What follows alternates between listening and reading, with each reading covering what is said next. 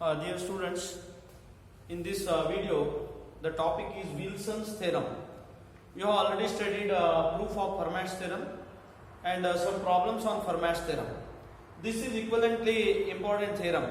In the number theory, two theorems are important, Fermat's theorem and Wilson's theorem for your syllabus. What does theorem states? Statement is like this. Question is always state and prove Wilson's theorem. Statement is if P is a prime number, then P minus 1 factorial plus 1 is congruent to 0 mod P. 0 mod P. That is the theorem. P minus 1 factorial plus 1 is congruent to 0 mod P. That means equivalently P divides P minus 1 factorial plus 1 always. For any prime number P, always P divides P minus 1 factorial plus 1. Now, converse of this is also true. We take that as a separate theorem. Converse of Wilson's theorem. What is the converse? If P minus 1 factorial plus 1 is 0 mod P, then P is a prime number. For any positive integer P, if P minus 1 factorial plus 1 is 0 mod P, then P is a prime number. That is separate theorem. Now, before I take up the proof of this theorem, since it is quite abstract, if I consider the following matter, then you can easily understand the proof. Therefore, I consider first the following, which helps you to understand the theorem properly, because it is very abstract. Theorem is. It is like this. 2 is a prime number and 2 minus 1 factorial plus 1 is congruent to 0 mod 2. You can easily understand or realize, because 2 minus 1 is 1, 1 plus 1 is 2, 2 divides 2. 3 is a prime number, 3 minus 1 factorial plus 1 is congruent to 0 mod 3. 0 mod 3. Because 2 factorial plus 1, 3 is congruent to 0 mod 3. Next prime number is 5. 5 minus 1 factorial plus 1, verify.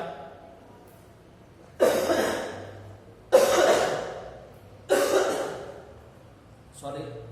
5 minus 1 factorial. What is 5 minus 1 factorial? 4 into 3 into 2. 24. Plus 1 is 0 mod 5. Similarly, 7 is a prime number. 7 minus 1 factorial, you have to verify. What is 6 factorial? 5 factorial is 120. 120 is 720 plus 1. 721 is 0 mod 7. These are the some cases. You can easily understand. If P is a prime number, P minus 1 factorial plus 1 is 0 mod 2. Now, I consider this. Suppose P is equal to 19. I consider this case, and if you study this properly, then you can easily understand the proof, because it is abstract. So I consider this particular case. P is 19. Now, any integer less than P is relatively prime to P. 2, 3, 4, 5, 6, 7, 8, 9, etc. 18. This set is yes. These are less than 1 also. Why we have to take 1 also? Right?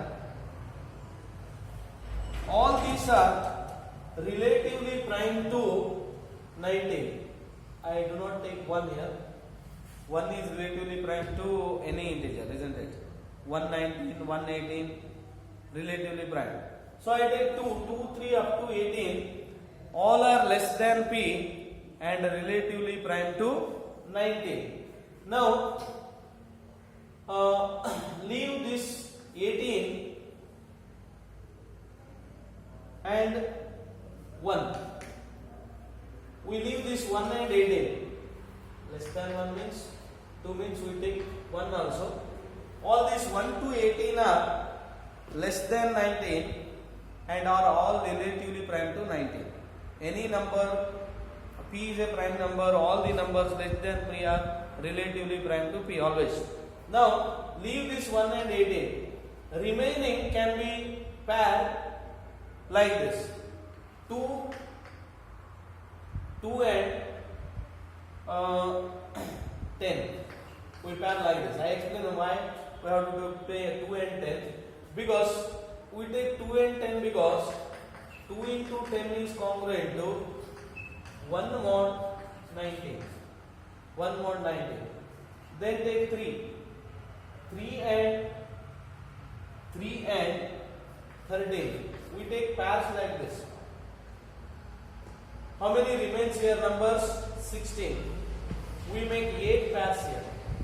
16 into 8 pairs, 313. Because 3 into 13 is 39. It is also 1 more 19. Next we take 4. You have to take 4 with 5. 4 into 5 is 20. Is also congruent to 1 more 19. Now we are making this pairs. 2, 10, 3, 13, 4, 5. 8 pairs, such pairs are there. 8 pairs. Next 5, already taken here, 5. Then 6, 16. 6, 16 is, 6 into 16 is 96. Is 1 more 19. 1 more 19. Then 7, we take 11. 7, 11. 8, 12. 8, 12. 1, 2, 3, 4, 5, 6. Then 9, 17.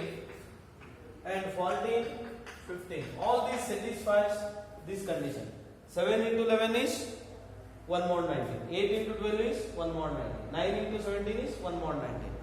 How many pairs are there? 8 pairs are there. Now we multiply this. We multiply here.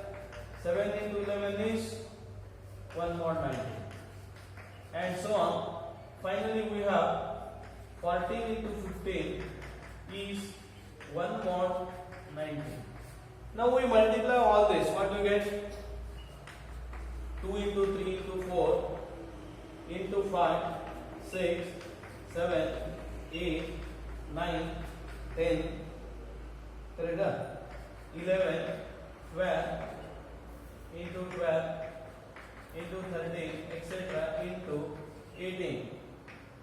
Into 18 is congruent to 1 mod 19. 1 mod 19. Why you have to consider this is proof of the theorem is exactly same, but if we consider particular example, then it will be easier to follow. So I have taken 19 here. Now we have made pairs here, so that product of that is 1 mod 19, and we have multiplied all these things. Now what is this? 18 we have left. We have not taken 18 up to 17 only. Last is 17. Correct? Now, what is this 2, 3, 4, etc. 17? It is 17 factorial is congruent to 1 mod 19. Correct? 1 mod 19. Now I multiply both sides by 18. 18 into 17 factorial is congruent to 18 mod 19. 18 mod 19. Now 18 into 17 factorial is 18 factorial is 18 mod 19. But what is 18? 18 is congruent to minus 1 mod 19.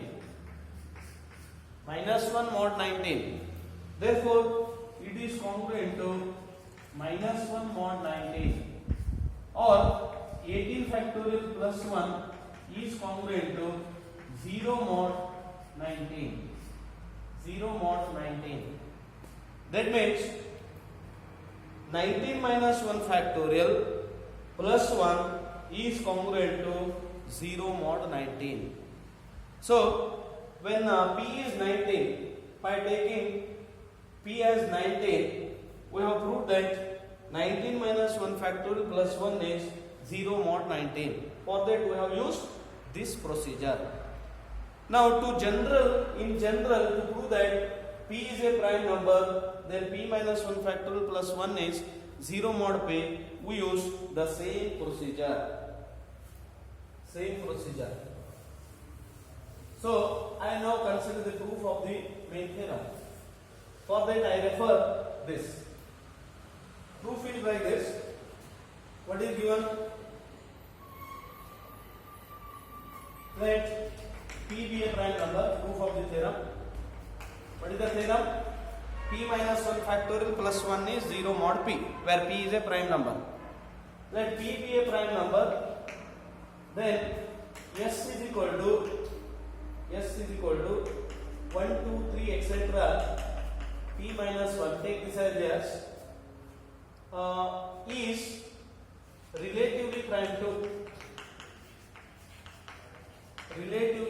to P. All the elements of this set are relatively prime to P.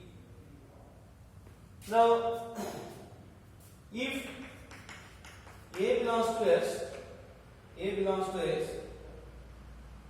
since AP is equal to 1, why AP is equal to 1? Every element of this set S is relatively prime to P.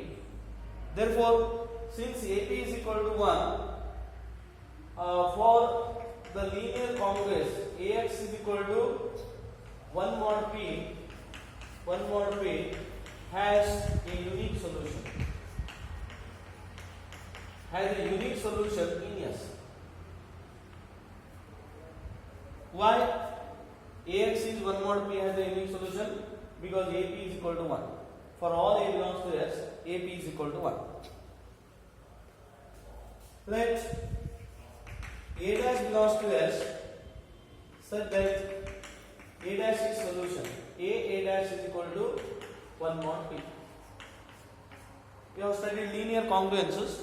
AX is B mod M is called a linear congruence, and if AP is equal to 1, AM is equal to 1, it has unique solution. It is 2 here, AP is equal to 1, therefore it has unique solution. We have taken A dash is the solution. A dash is equal to 1 mod P because A dash is the solution. Put A is equal to A dash or A dash is A. Then what do you get? A square is congruent to 1 mod P. Therefore, A square minus 1 is congruent to 0 mod P. Now I write this as A plus 1 into A minus 1 is congruent to 0 mod P. This implies either A plus 1 is congruent to 0 mod P or A minus 1 is congruent to 0 mod P. Now A plus 1 is congruent to 0 mod P implies A is equal to P minus 1. And here A is equal to 1. So A is equal to P minus 1 or A is equal to 1. So we omit P minus 1 and 1. P minus 1 and 1.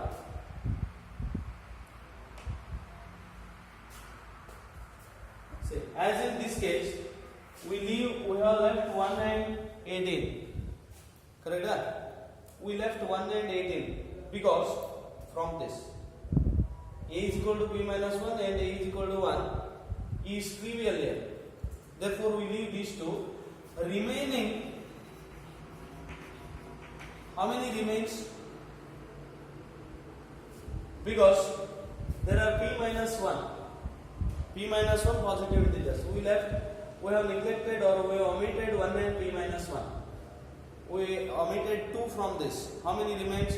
P minus 3 remains.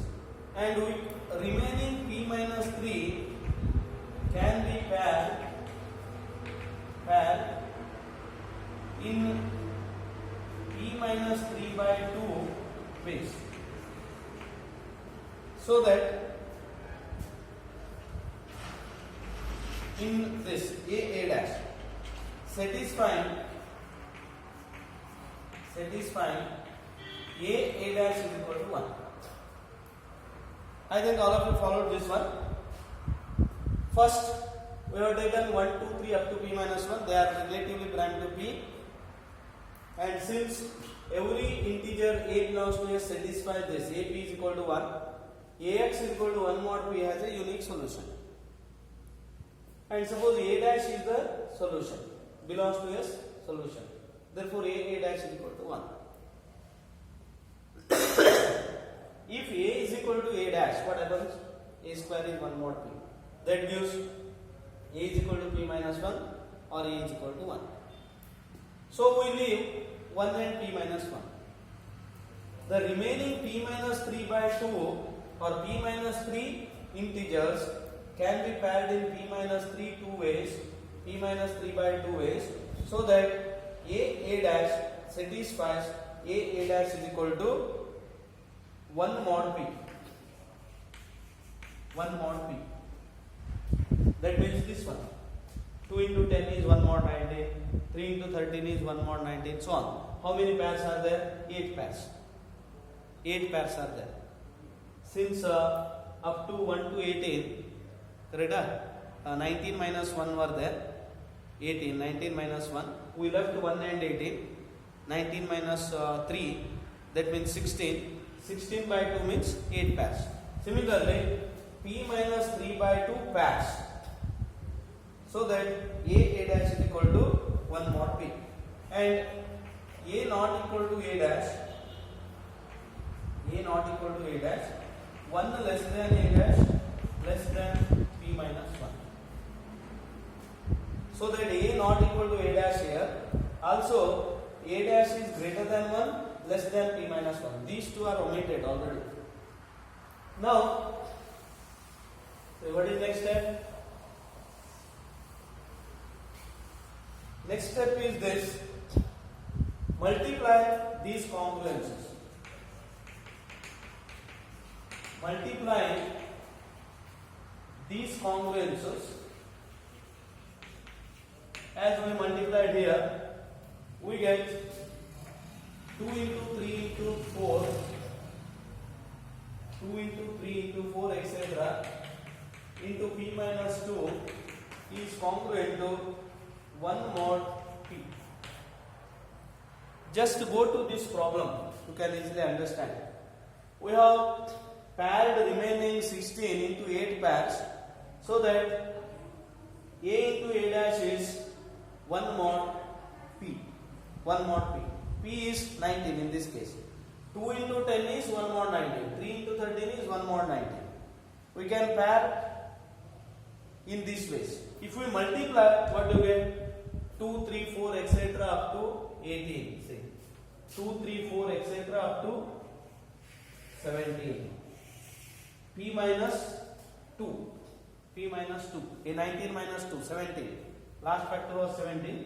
First factor is 2. We get this. This implies p minus 2 factorial is congruent to 1 mod p. Correct? P minus 2 factorial.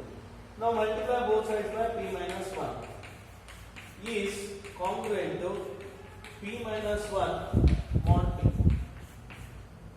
But p minus 1 is congruent to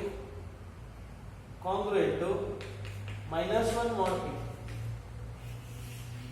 P minus 1 is congruent to minus 1 mod p. Therefore, it is congruent to minus 1 mod p. Now what is this? P minus 1 factorial congruent to minus 1 mod p. Therefore, p minus 1 factorial plus 1 is congruent to 0 mod p. This is the theorem. It is due to Wilson's, and I tried my level best to explain the proof. This is one proof, but it has many different proofs have been used. I feel this method or this proof is convenient or convincing. I think all of you have convinced this with this proof. Try to go through the proof again. You read the proof again and again. Then you can easily understand. Converse also is there. I prove the converse later. Before that, see one or two examples here. Example is like this. Prove that 6 factorial plus 1 is divisible by 7. 12 factorial plus 1 is divisible by 13. These are the examples. Direct application of Wilson's theorem. 13 is a prime number. 13 minus 1 factorial plus 1 is divisible by 13 or is congruent to 0 mod 13. Correct? 0 mod 13. Therefore, 12 factorial plus 1 is 0 mod 13. 0 mod 13 is 13 divides 12 factorial plus 1. I prove the converse of this in the next period. You go through the proof. It is important from examination point of view. Every year, either Fermat's theorem or Wilson's theorem is asked in the examination. Okay, thank you.